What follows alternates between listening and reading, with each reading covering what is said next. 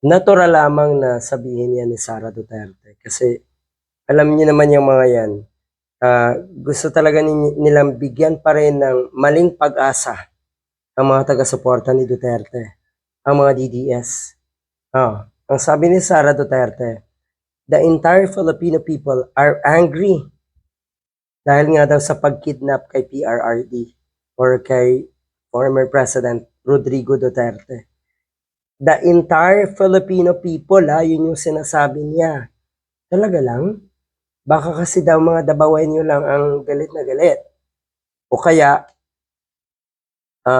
syempre yung mga DDS, yung mga nabudol, yung mga kababayan natin na baliktad na talaga ang kaisipan.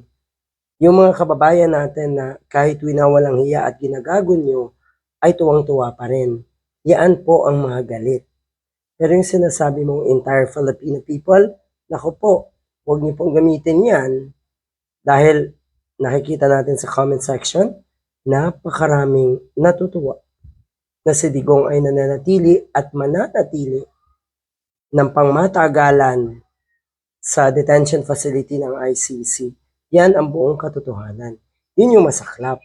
At yung mga ganitong klaseng statement ni Sara Duterte, na naandyan pa rin at kuno nga ay nakidnap si Digong, yan po ay hindi nakakatulong. Bagkus, yan ay lalong naglalagay kay Digong sa alanganin. Kung talagang naniniwala kayo na the entire Filipino people are angry dahil nga daw sa pagkidnap kay Digong, di ba bago pa man arestuhin si Digong, ang sinasabi niyo magkakagulo. Meron ba kayong nagawa? Meron ba kayong aksyon bago pa man mangyari yung sinasabi niyong pagkidnap kay Digong? Di ba wala? Sabi ng ilang mga kababayan natin, no? I am a Filipino. I am not angry. I am in fact elated, not at the DDS narrative of kidnapping but of his arrest. Hindi daw siya natutuwa doon sa kidnapping.